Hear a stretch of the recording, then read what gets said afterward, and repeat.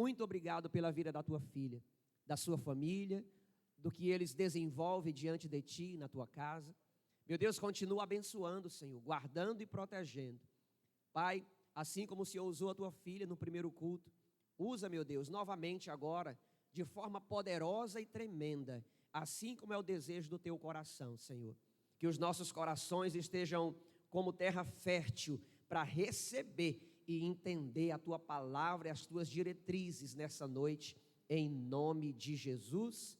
Amém e amém. Graça e paz, igreja. Ainda estou meia rouca de ontem.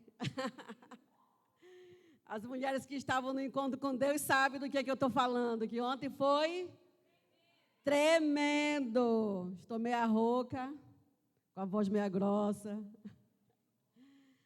Mas me sinto muito honrada de poder estar aqui, compartilhando daquilo que Deus falou ao meu coração. Quando nós recebemos uma missão igual essa, de estarmos aqui no altar do Senhor e falarmos dEle, a nossa vida é edificada em primeiro lugar. Às vezes sondamos inúmeras palavras, Senhor, o que é que o Senhor quer que eu fale? E aí, muitas das vezes a gente pensa em preparar algo para o outro, para a igreja. E eu quero dizer que essa palavra foi primeiramente para mim. Gleisa, primeiramente para mim. Deus disse, não, você vai compartilhar aquilo que eu estou falando para você. Porque essa palavra, ela vai edificar. Glória a Deus. Quem crê aqui nessa noite, que o Senhor está aqui nesse lugar, e que a palavra vem direto do trono dele para esse lugar. Hoje o Senhor te chama com esse tema poderoso chamado Voltando para Frente de Batalha. Glória a Deus. Quem aqui nessa noite está precisando voltar para frente de batalha? Alguém aqui nessa noite está precisando voltar para frente de batalha? Ou você não está passando por nenhuma luta e está se escondendo dessa dificuldade? O texto base desse tema poderoso que falou ao meu coração nessa semana está em 1 Reis. Abra sua Bíblia, pegue sua espada e dê um glória a Deus. 1 Reis, no capítulo 19, no verso de 1 a 21. Alguém aqui conhece a história do profeta Elias? Esse homem levantado por Deus em Israel, no tempo que Israel estava dividida, subjugada pelos profetas de Baal, dominado por idolatria, ali jaz tinha um homem de Deus chamado Elias. Glória a Deus. Não vamos se atentar ao texto todo, de 19, de 1 a 21, pois o texto é bem longo. Mas eu quero atentar para você, para que você comece a entender essa palavra, lá no capítulo 2, que diz, diante disso, Jezabel mandou um mensageiro a Elias com o seguinte recado: que os deuses me façam sofrer as piores desgraças, se até amanhã a esta hora eu não fizer com a tua vida o que fizeste com os meus profetas. Amém? Deixa eu orar aqui com você. Senhor, te entrego, Senhor, esse momento nas tuas mãos, Pai. Tudo aquilo, Senhor, que irá acontecer nesse lugar através dessa palavra, seja dirigido pela tua vontade, Pai. Eu te rendo graças pela liberdade que eu tenho aqui na tua casa e pela liberdade que eu tenho de abrir a tua palavra e de dizer tudo aquilo que és para os meus irmãos. Te rendemos graças porque tu és bom e estás conosco, nos fortalecendo e nos guardando. Conserva, Senhor, debaixo da tua mão preciosa, Pai. E prepara, Senhor, o meu coração e os meus ouvidos, assim como o coração e os ouvidos dos meus irmãos, para preparar para receber essa palavra que está vindo diretamente do teu trono de graça. Nós te honramos e te agradecemos, em nome de Jesus. Glória a Deus. No capítulo 19, desse versículo de 1 a 21, o que é que narra todo esse capítulo? De 1 a 21. Elias fez grandes feitos em Israel. Alguns desses feitos foram ele matar mais de 400 profetas de Baal. Elias tinha um poder tão grande, porque Deus era com ele, que quando Elias abria a boca, caía fogo do céu. Elias movimentava tudo à sua volta. E depois desse sacrifício de um Deus todo-poderoso, Jezabel, esposa do rei Acabe, o pior rei que Israel teve, e junto dele uma pior rainha, uma filisteia, uma adoradora de vários deuses, e os dois juntos governaram a Israel. E Jezabel, se casando com Acabe, ela trouxe para Israel todo tipo de idolatria. Mas naquele tempo, o Senhor já tinha um profeta seu naquele lugar. E quando Elias destruiu mais de 400 profetas de Jezabel, Jezabel ficou furiosa,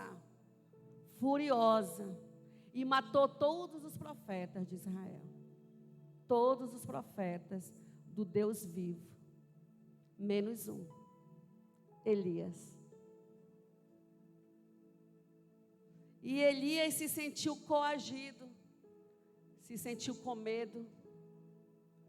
Eu me coloco no lugar de Elias, passando por uma batalha, por uma situação dessa, sendo perseguido pelo rei e a rainha de um lugar aonde eu vivo. O que é que eu faria? Será que eu ia lá e enfrentava o rei e a rainha? Ou eu me escondia? E aí você pode se perguntar, mas por que Elias ia se esconder? Se Deus era com ele, grandes coisas aconteceram através de Elias, milagres visíveis ao povo de Israel. Por que esse homem teria medo? E por que esse homem precisaria se esconder? Eu quero dizer que ele era um homem que tinha medo, tinha sentimentos, tinha a sua fragilidade, assim como nós. Quando você está passando por uma grande batalha na sua vida financeira, no seu casamento, no seu trabalho, muitas das vezes no seu ministério, ou uma batalha com alguém que você ama, como é que você se sente? Mesmo você, eu estou na igreja, eu não perco célula, tem reunião de oração, eu estou lá, tem culto de milagres, eu estou. Será que se tudo isso, quando eu estiver no meu campo de batalha, eu não vou sentir medo? Uma fragilidade? Querer me esconder? Quantas pessoas, quando estão passando por tantas dificuldades, elas não se isolam, ficam dentro de um quarto escuro, trancado. Muitas das vezes precisam tomar algum tipo de remédio para tirar toda a ansiedade. Ou precisa de sempre ter alguém lá te motivando. Não pense assim, sai daí. Eu também tenho a minha dificuldade, eu também tenho meus problemas. Porque muitas das vezes quem passa por uma dificuldade, por uma batalha, imagina que o outro que está do lado não passa, né? A gente, ser humano, pensa que o nosso problema é maior do que o problema daquela pessoa que está do meu lado. E aí o teu semblante baixa, e você fica cabisbaixo, triste. E aí você vai perto de alguém, só para alguém perguntar: o que foi que aconteceu com você? Por que você está triste? E aí você já aproveita a oportunidade e abre a boca e derrama e começa a falar dos seus problemas, porque para aquela pessoa ter um pouco de compaixão de você, né? Dizer assim, poxa, né, a irmã tem um problema muito grande, né? E eu não tenho problema. Mas aquela pessoa que está te contando o problema dela, ela dá a entender que só ela tem um problema grande, que eu também não tenho, que você também não tem.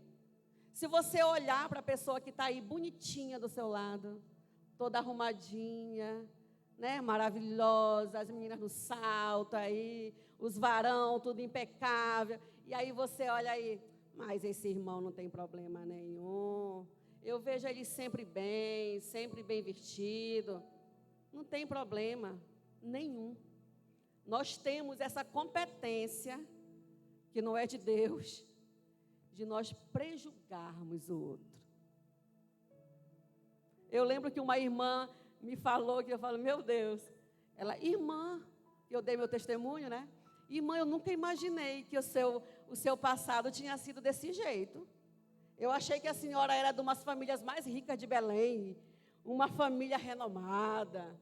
Eu, oh, querida, sabe, não, comedora de peixe com farinha lá do interior do Pará.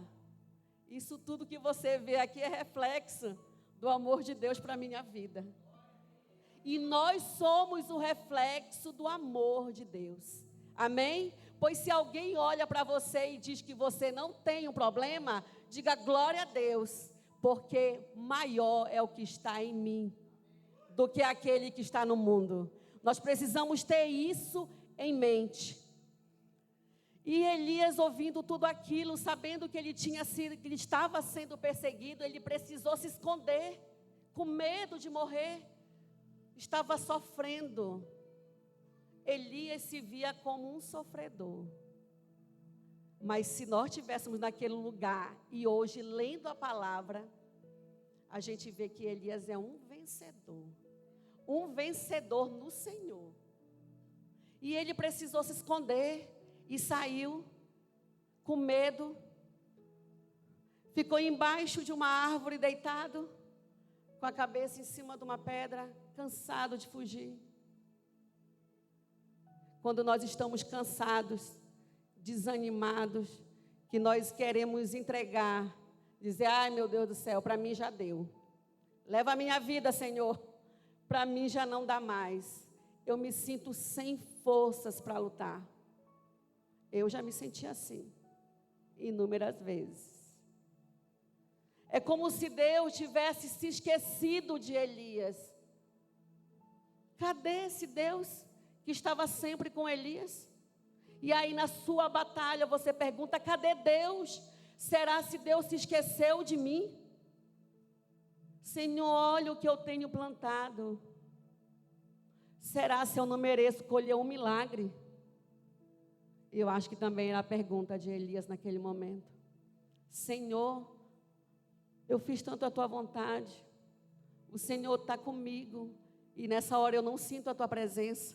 E se sentiu abandonado. E dormiu. E quando Elias acorda, o que é que ele vê do lado? Um pão sendo assado, quentinho numa pedra. E um jarro com água. Sabe que isso me remete, amados? Que na hora que você acha que já não tem mais o que fazer, que você entrega seus pontos, que você para, que você queria sumir diante dessa batalha, e você abre seus olhos e vê o milagre do Deus Todo-Poderoso sendo realizado ali do seu lado. Porque aquela água e aquele pão, junto de Elias, foi a mão do Senhor, mostrando para ele, Elias, eu estou com você. Eu não vou deixar você passar fome. Eu vou te acompanhar. Nesse período, Israel estava passando por um tempo de sequidão. Não tinha água. Então não se podia plantar, não se podia colher, não se podia criar os seus animais. O povo todo de Israel estava passando fome. Por que o povo de Israel estava passando fome? Por consequência dos seus próprios pecados. Nós temos e nós sofremos as consequências daquilo que nós praticamos. Nós muitas das vezes reparamos o defeito do outro, achamos que o irmão é isso, porque é assim, porque se fosse eu faria desse jeito. Sempre achamos que devemos estar no centro de tudo. E na verdade, a gente não pode pensar desse jeito.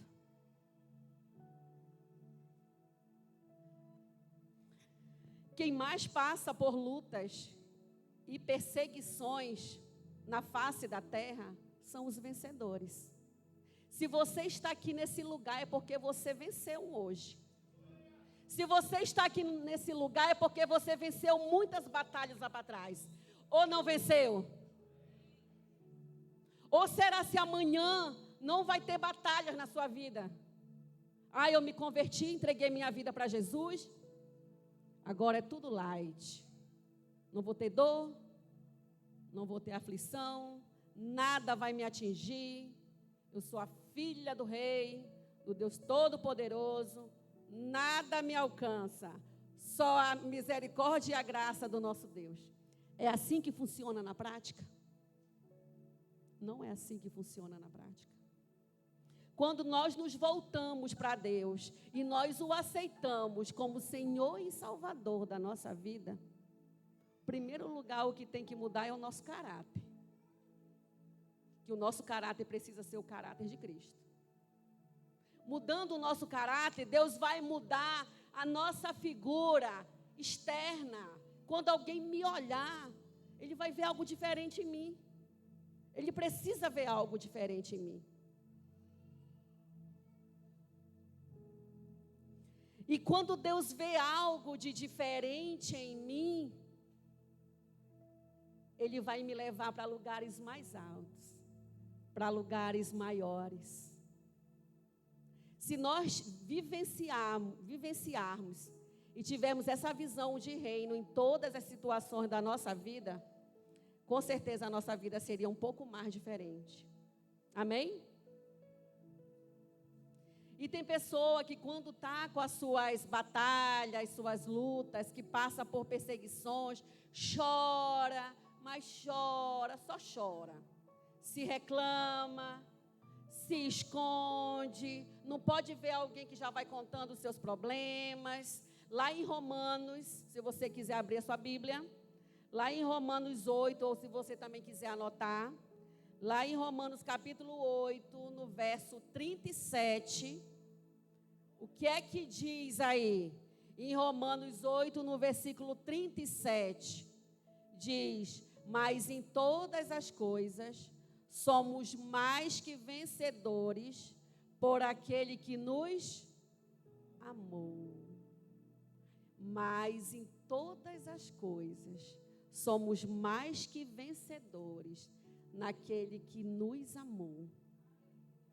O Senhor não diz que a gente é algumas coisas que nós seremos vencedores. Olha aqui, Fernanda, você vai ser vencedora nessa área aqui, ó. Nessa área aqui não. Olha, Carlos, nessa área aqui você vai se dar bem, mas nessa área não. Eu não sei se é isso que passa pela sua cabeça. Nessa parte aqui eu sou boa, nessa parte aqui não é para mim. É para minha irmã, porque a minha irmã faz melhor. Eu não. Mas em Romanos 8, 37, ele diz o quê? Mas em todas as coisas, somos mais que vencedores. Por quê? Porque Ele nos amou primeiro. Porque nós somos filhas de Deus. Porque nós somos co-herdeiras de um reino inabalável.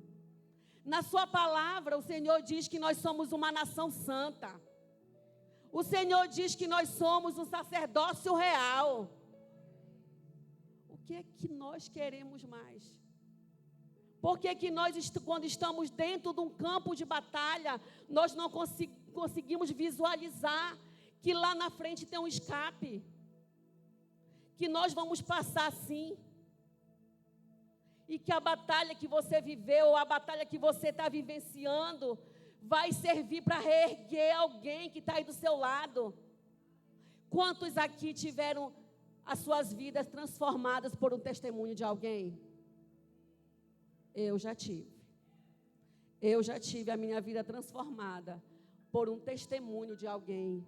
Gente, é maravilhoso quando o seu testemunho, aquela dor que você passou, aquela batalha que você enfrentou, que você se achou sozinha, e que você disse, olhar para os lados e dizia, meu Deus, aonde é que o Senhor está? Eu acho que eu nunca vou sair disso aqui. Eu já me senti assim. E os anos passam e Deus me remove para outros lugares. E Deus traz à tona pessoas que estão vivendo aquela situação, aquela batalha que eu já passei lá atrás. Eu digo, eita, glória a Deus, eu sei como te ajudar. Eu sei como te ajudar. Eu já passei por isso aí. Sente aqui, mulher de Deus, e vamos conversar. E vamos orar. Gente, isso é maravilhoso. Isso é reino. Isso é reino. É compartilhar a palavra, é reino.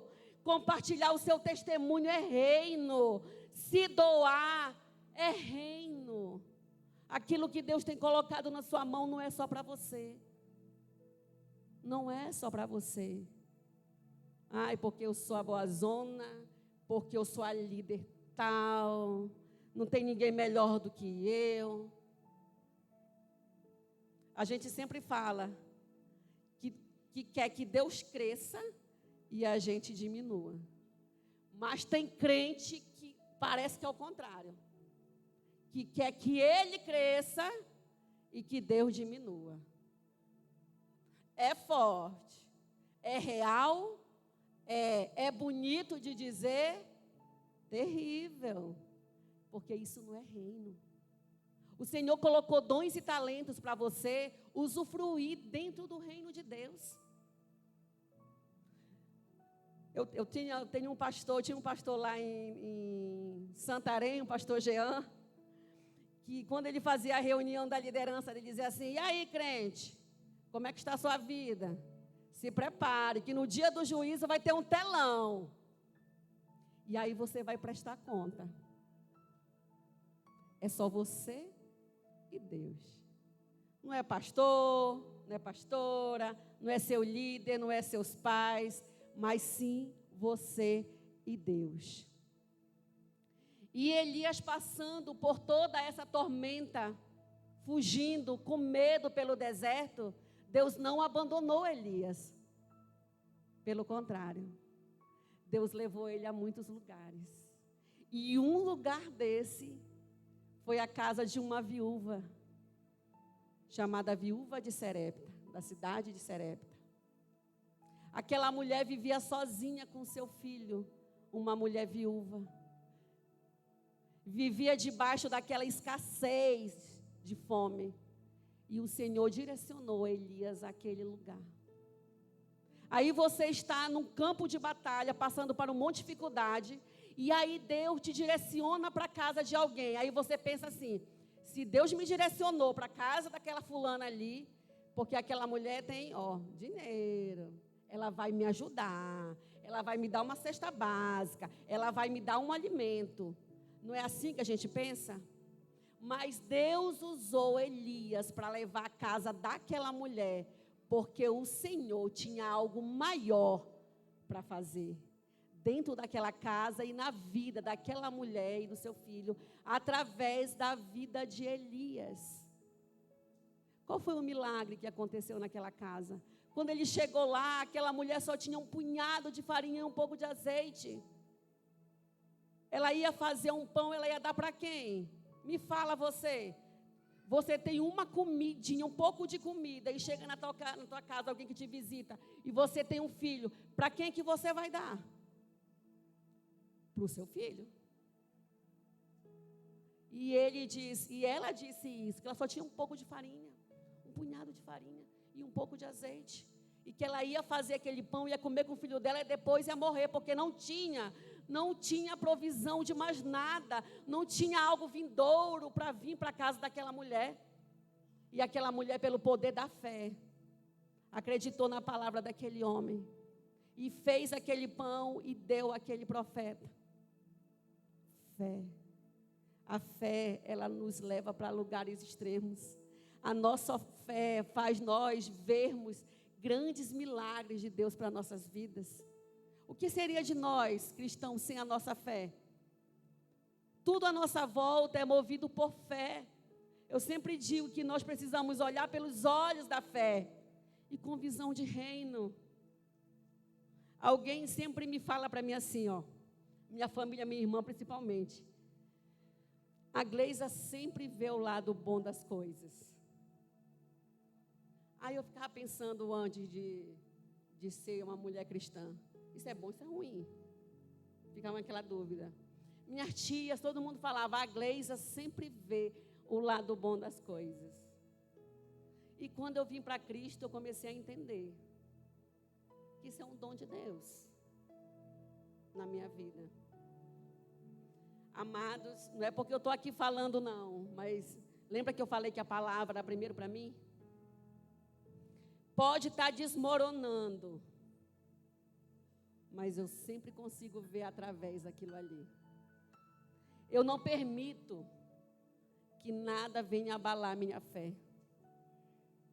Vou ali lutando, sofrendo, um dia está mais, um dia está menos, mas eu sempre procuro ver as coisas pelos olhos da fé, para aquilo que Deus ainda vai fazer.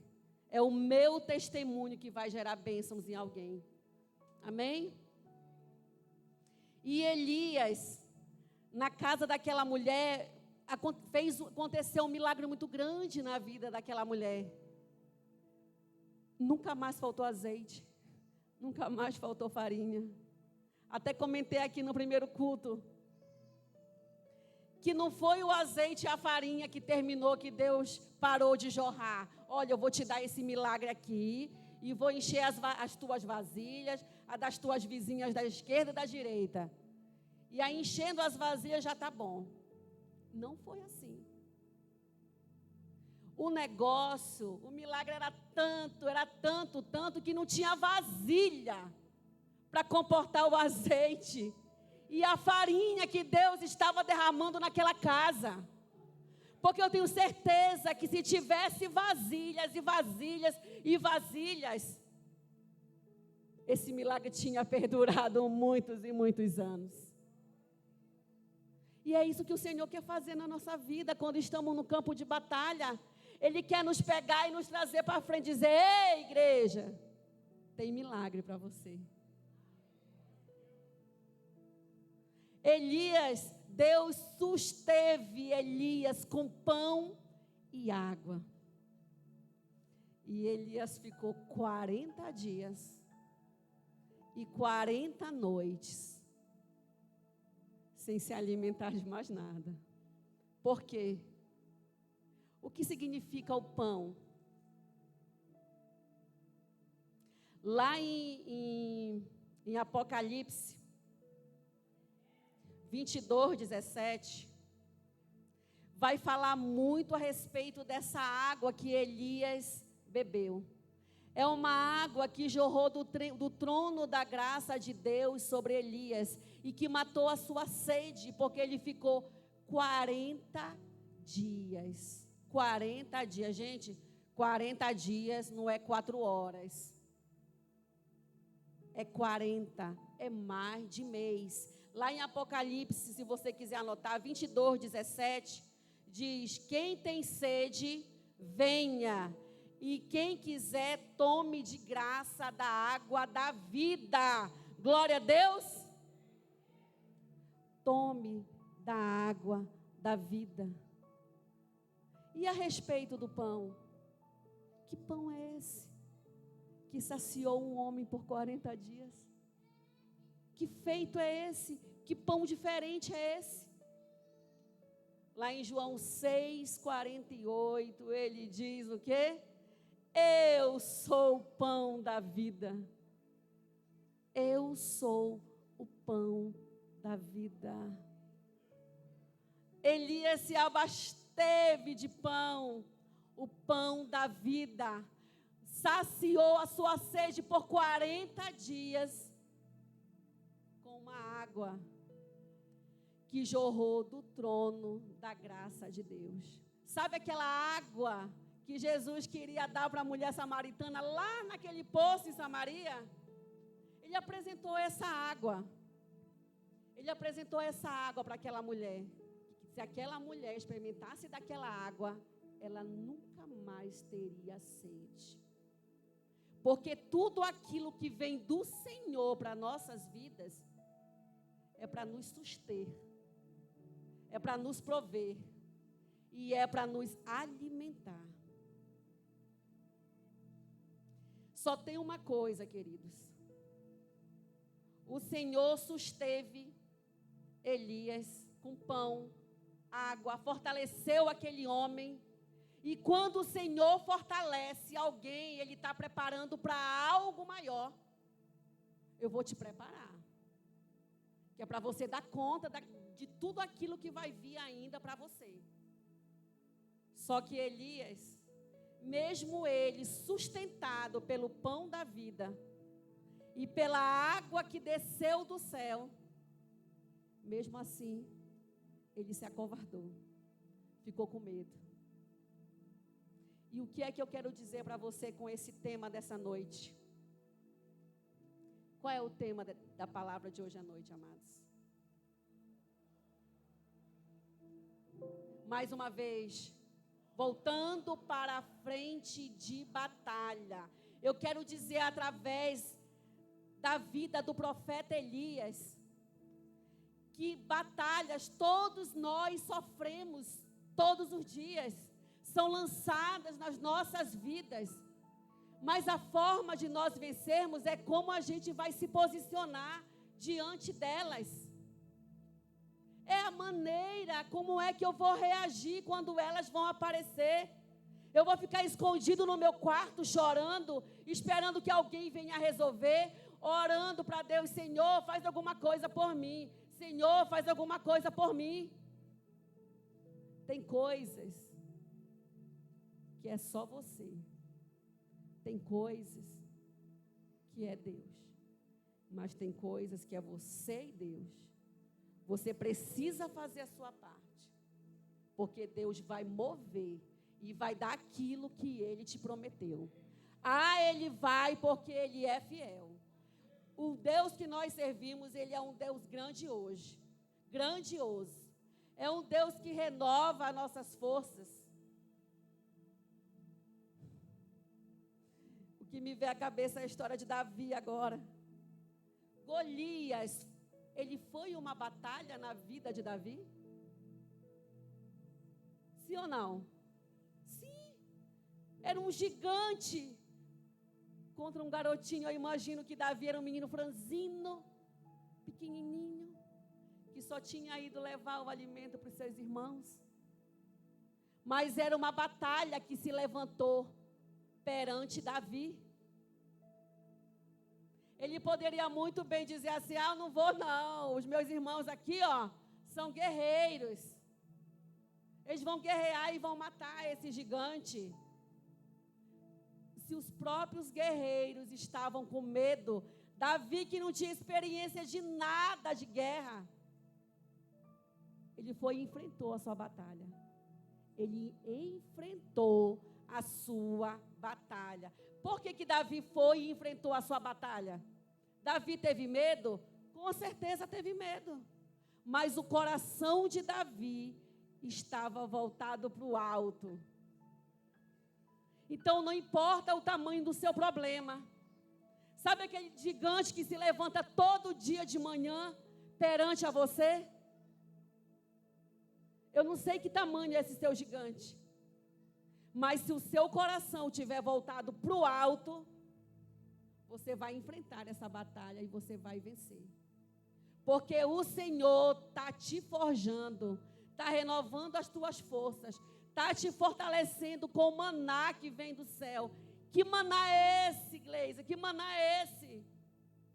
A palavra de Deus. a comunhão, a minha célula, a oração. O que é que tem saído da sua boca? Será se só é murmuração diante dos problemas? Porque é muito fácil. Você está em meio a uma batalha, à frente de uma batalha, com medo. E você olhar para o lado, olhar para o outro, não tem ninguém para te ajudar. Cadê Deus? Cadê os amigos? E aí você começar a murmurar. É a primeira coisa que vem na sua boca, na boca do ser humano, é a murmuração. Você nunca consegue ver além dos problemas, além daquilo que Deus colocou para você. Não se sinta alguém fragilizado. Não se sinta um sofredor. Não se sinta alguém que foi abandonado por Deus. Você é cheio de dons e talentos. A sua força está dentro de você. Olhe para dentro de você e encontre esse Davi que venceu a sua batalha. Olhe para dentro de você, porque eu sei que o Senhor ainda vai fazer grandes coisas na sua vida. Lá em Miqueias, glória a Deus. Lá em Miqueias, no capítulo 2, no versículo 10. Esse versículo é poderoso. Marque ele aí na sua Bíblia. Anote ele aí no seu caderno. Porque perante a sua batalha, quando você estiver enfrentando uma batalha muito grande, olha só esse versículo. Levantai-vos e caminhai, porque não é aqui o lugar do vosso descanso. Será que alguém entendeu? Porque eu não ouvi um glória a Deus? Levantai-vos. Ei, igreja, você está enfrentando alguma batalha? Ei, igreja, você está passando por alguma dificuldade? Ai, o meu problema é maior do que o meu vizinho. Ei, Deus está falando é com você, porque você está aqui nesse lugar. E Ele diz para você se levantar. E Ele diz para você caminhar. Porque aonde você está caído, não é o lugar do seu descanso. Não é o lugar que Deus quer ver você. Deus quer te levar a lugares mais altos. Coloque isso no seu coração. Essa dificuldade que você está passando é para te promover para lugares mais altos. Erga a sua cabeça e tenha uma visão celestial. Tenha uma visão celestial, uma visão do reino. E olhe tudo aquilo que Deus já fez na sua vida. Quero chamar o ministério de louvor. Glória a Deus. E eu quero que você vá se posicionando de pé. E que você tenha recebido essa palavra no seu coração. E tenha entendido.